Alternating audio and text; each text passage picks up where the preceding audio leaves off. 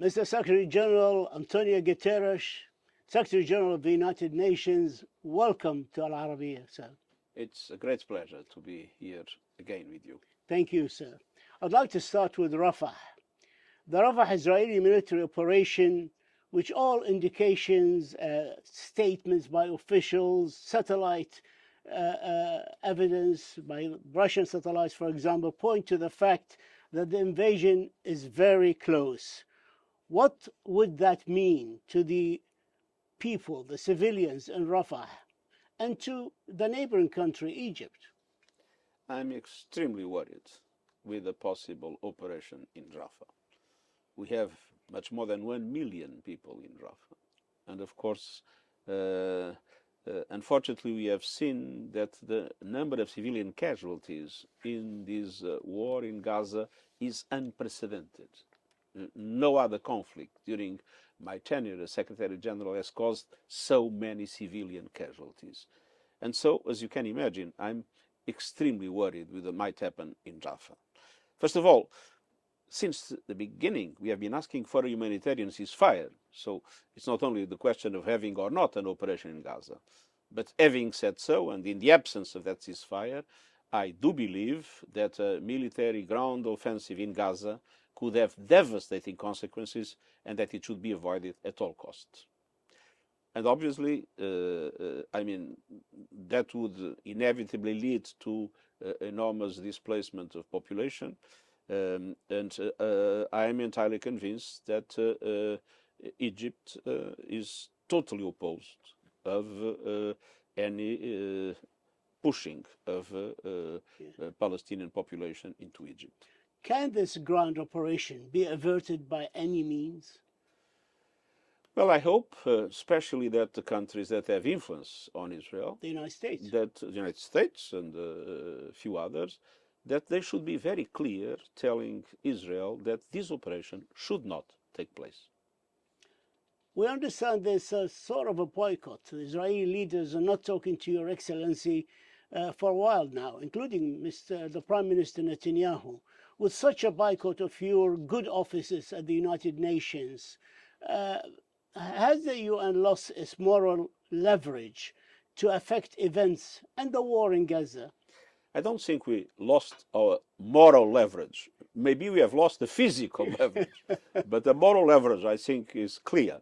I believe our position is based on principles, the UN Charter, international law, international humanitarian law. And of course, I can guarantee that independently of what some leaders in Israel might say about myself, that really doesn't matter. What matters is that the UN agencies are working, delivering humanitarian aid in Gaza, and UNRWA is the backbone of that humanitarian support. And that I have a representative in Jerusalem that talks to the Israeli government. Sigrid Kaag is discussing with the Israeli government how to improve humanitarian aid. And so the dialogue to the benefit of the humanitarian aid and to the benefit of those dramatically impacted by this terrible situation, that dialogue is maintained at operational level. Where are we now from the quartet talks between Israel, the US, and Egypt and Qatar is heading? We understand now that they might be resumed soon. Things looked blocked just a few days ago. I saw that the Egyptian head of intelligence went to Israel. The Americans have been saying that they hope that the negotiations can start again. And even if we always said from the beginning there should be a ceasefire, humanitarian ceasefire, and there should be an unconditional and immediate release of hostages, even if that is our position of principle, of course we wish that that negotiation takes place, and we wish that negotiation, even if it is partial, to be successful, namely at the present moment to avoid what could be a terrible tragedy in Rafah. I'd like to move to UNRWA, and Catherine Colonna, the chair of Independent Review Group, has come out last Monday. And it had about 50 recommendations for UNRWA although it said UNRWA is like the most effective and efficient of all agencies in the United Nations and NGOs in maintaining neutrality. Philip Lazzarini, the General Commissioner of UNRWA, said that UNRWA alone will not be able, I'm just quoting him, to fully implement all these recommendations without help from the UN member states, host countries, and other stakeholders. Where are we now from the plan of implementation of the 50 recommendations to UNRWA? First of all, it's important to say that UNRWA plays an absolutely vital role in humanitarian aid to the population in Gaza, but not only to the population in Gaza, to the population in the West Bank and to refugees in Jordan, in Syria, and in Lebanon. Second, nobody is perfect. And taking into account that UNRWA is operating in very difficult circumstances. Can you imagine what it is to operate in Gaza after decades of occupation, with armed groups going around, with conflicts taking place, under a de facto regime of Hamas that, in my opinion, should never try to infiltrate UNRWA and compromise the United Nations. That was a huge mistake that was made by Hamas. But the truth is that we are detecting whatever needs to be improved in relation to UNRWA, that is totally committed to the humanitarian principles of impartiality, neutrality, and independence. What needs to be done to improve those mechanisms. And I have to say that a lot can be done by us, and we have a plan of action that is practically ready, and it will be implemented. But we obviously need donor support, and we obviously need the support of those countries where UNRWA operates, and the cooperation with the staff, and we are creating the conditions for all that to be possible, because it's vital.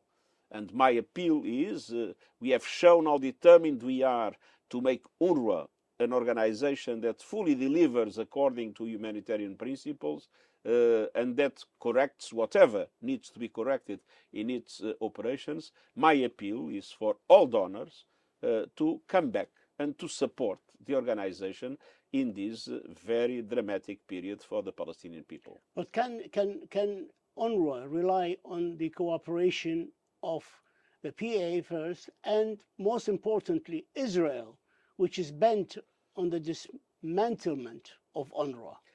Well, I do not expect Israel to support, but I count on the Palestinian Authority, and of course that cooperation is the one that is vital in relation to the work of UNRWA. In Israel, what we need is to make sure that we do not allow the success of any attempt to destroy UNRWA.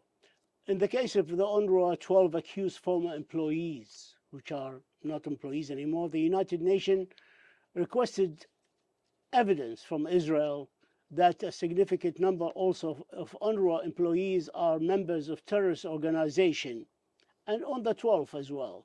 Have you received such evidence, and if not, why not? Our organization of investigation from headquarters has been looking into all these cases.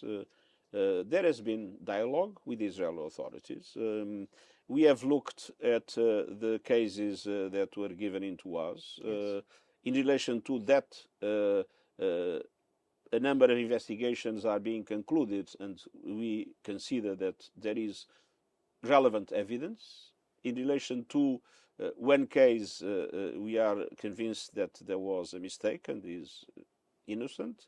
There are 3 other cases in which there is not enough information to demonstrate that they were involved, but we are still in investigation. And there were a few new situations that we discovered, and in relation to them, we are acting and investigating. So we are doing a very serious job. We want to be clear that it was a terrible mistake for Hamas to try to infiltrate UNRWA, and to involve UNRWA people in something that should never have happened. I'd like to move to the famine threat. It's reported that Israel allowed some more trucks into Gaza this week than before, but still not on the scale needed. People are, I mean, even in the most even the most basic of foods. Some are even dying from hunger. How concerned are you about the threat of actual famine in Gaza? We are very concerned. Yesterday, the World Food Programme deputy leader was very keen in expressing our concerns about the situation, especially in the northern part of the territory.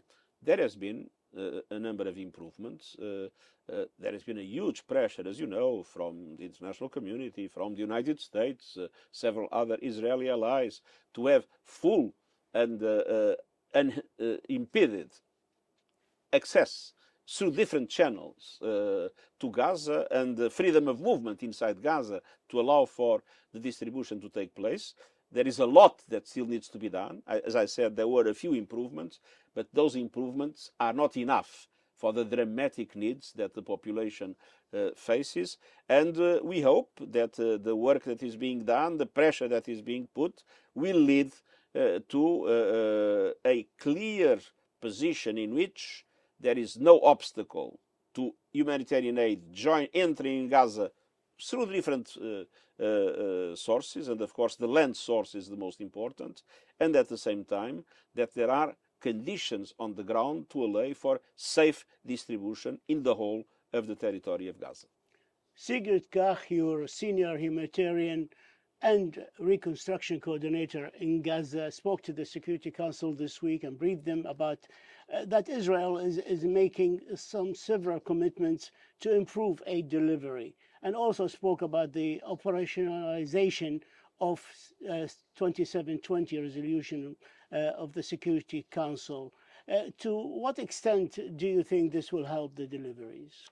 No, I believe that the commitments that were made are important commitments, but the question of the commitments is its implementation. Yeah. So what we need is to have the whole of the international community putting pressure in order to make sure that those commitments are transformed into a reality, in order to then have a quantum leap. We have always said it's not with small adjustments that we are going to solve this problem. We need a change in paradigm. We need a quantum leap in humanitarian aid to Gaza, and that is exactly what we will be insisting, and we will not give up in relation to that. The situation on the border area between Israel and Lebanon, the gradual expansion of the exchanges, the fire exchanges between the two parties. There are more than 100,000 troops, Israeli troops, on the borders. 400 Lebanese citizens have been killed, including 3 journalists, actually. 90,000 Lebanese have been displaced. How do you see this? How can we control this conflict in the north of Israel and stop it from First of all, erupting? We need to avoid any escalation and to try as much as possible to de-escalate the conflict. There are people displaced in Lebanon as there are people displaced in Israel. And it is absolutely essential to avoid this to degenerate into a full-fledged war. This would be a total disaster for the Lebanese people. We cannot accept the idea that we are going to have in Lebanon another Gaza. So it's absolutely essential to avoid that. Now, de-escalate now, and of course there is a UN force at the border, and the presence of the UN force is, I would say, an important deterrent in relation to an escalation that needs to be avoided. But at the same time, several countries are trying to help, and it's very important that a serious negotiation is put in place to solve once and for all this problem between Lebanon and Israel. Is that to clarify the blue line, to have some security guarantees from one side and the other, and to make sure that we end this huge threat, not only to the people of Lebanon, the people of Israel, but a huge threat to the stability of the region. If there is a full-fledged war in Lebanon, this would be a regional tragedy of overwhelming proportions. Palestinian authorities have announced this week that they found hundreds of bodies in mass graves at Al-Nasser hospital and at Shifa hospital, and also about 400 bodies after the withdrawal of Israeli forces from the area. The United Nations Human Rights Chief, Volker Turk, said on Tuesday this week that an international investigation into the mass graves, not an Israeli one, was needed given the prevailing climate of impunity.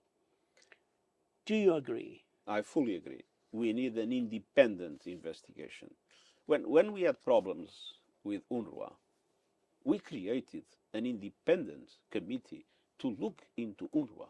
No? Yes. And that independent committee acted in full freedom, presented their conclusions, presented their recommendations, and we are going to follow them. Yes. So when there is one situation like this, it is absolutely essential to have a credible result of an investigation.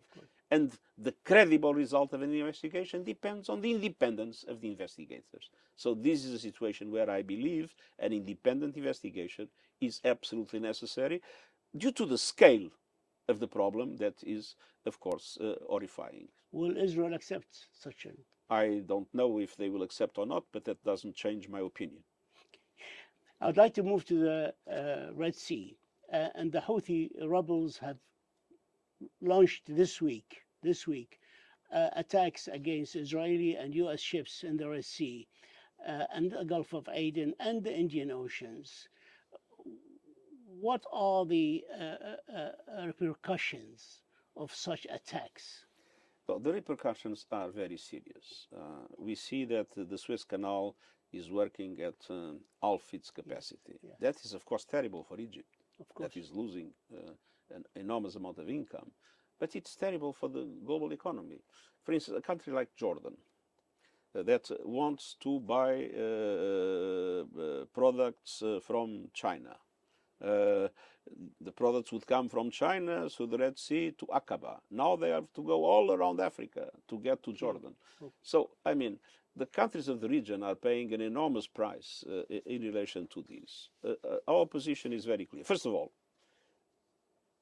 it's a pity that the efforts that were being made, namely by Saudi Arabia, that has come to a very important set of discussions with the Houthis and coming to a basic agreement that would allow the UN to move ahead with the peace process.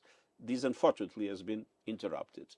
And on the other hand, independent of the reasons that the Houthis might present, I think the principle of safe navigation is a principle that should be guaranteed. We need to demilitarize this situation in the Red Sea. Sudan, sir, the Fasher, there's the forces from the rapid support forces surrounding Al-Fasher in the northern part of Darfur and preparing, apparently, to overrun the city.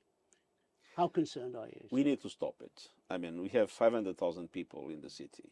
Al-Fasher is a major city. It is being surrounded already, and we need absolutely to avoid any attempt to overrun the city, because that would have devastating humanitarian consequences. And we need to have a ceasefire in Sudan. I mean, this war doesn't make any sense. I mean, it's totally unacceptable that you have, I mean, two armies fighting each other in a country, one official army and one that was official, but then now is said it is not. But I mean, two armies fighting each other with leaders that apparently do not care at all about the people, only about power. This doesn't make any sense in a people that is a very generous people. I can tell you, as High Commissioner for Refugees, I worked a lot with Sudan. They received refugees from Eritrea. They received refugees from South Sudan. They received refugees from Chad. They were always treated in a fantastic way, with an enormous generosity. So this Sudanese people that is so generous is now being submitted to a civil war that makes no sense at all. So we absolutely need a ceasefire, and we need a political process. And I can encourage the countries and the organizations that have been trying to not to give up. In particular, we recognize the importance of the Jeddah process. We recognize the importance of the efforts of Saudi Arabia, but also the United States. I think it's essential that the Arab League, the African Union, the IGAD, which is the regional organization, and the UN also work together and support this effort. We must at all costs bring the parties together to reach a ceasefire and to create the conditions for a political process. Libya, sir. United Nations envoy to Libya, your special SRSG, Abdullah Batili, has resigned last week, sorry. You heard about the saying, the light in the end of the tunnel. When he resigned, there was no light and there was not even a tunnel. He gave a very bleak picture of the situation.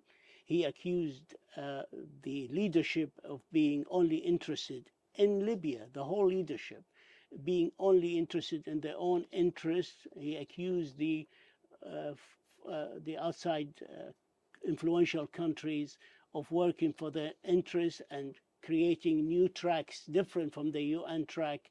It was a very bleak picture. And that gave no hope to Libyan people, actually, in the foreseeable future. What is the plan now to send another envoy? What can we do to give people of Libya hope? I think we need to bring the whole of the international community together to make the leaders of Libya understand that they are in a very comfortable position. No? Yes. Yes. They are not now fighting yes. because there is a ceasefire, and they are enjoying their positions of power in different parts of the country. Yes. But this comfortable position for the leaders doesn't correspond to a comfortable position for the people of Libya.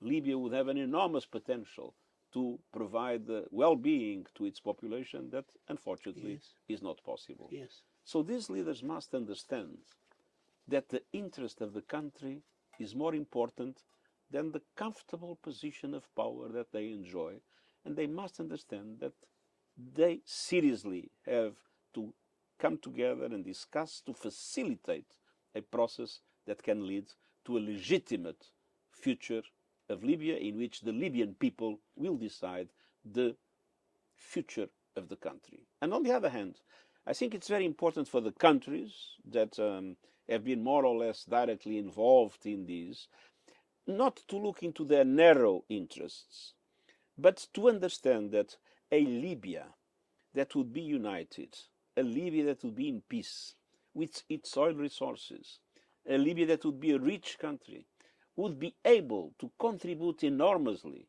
to the economy of the region and to benefit all the countries that directly and indirectly have been involved in the discussions of Libya, and that, let's be honest, in many circumstances look more into protecting their narrow interests at the present moment than in understanding the benefits that they would enjoy with a united, democratic and prosperous Libya. One short question is about the Arab Summit in Manama on the 16th of May. We understand you've been invited, you accepted. What is the message you're taking with you to the Arab leaders in Manama? My main message to the Arab leaders is be united. I mean, unfortunately, we have seen in the Arab world that the divisions in the Arab world have facilitated many others coming from the outside to benefit from it and to manipulate situations and to create problems and to inflate conflicts. I think the unit of the Arab countries for the peace and prosperity in the region, not giving space to others to mess it up with the Arab world, is the most important message. Mr. Secretary General, we thank you for this timely and important interview, and we wish you the very, very best in serving peace, security, and prosperity throughout the world. Thank you, sir. Thank you very much. God bless. Shukran. Shukran. Shukran.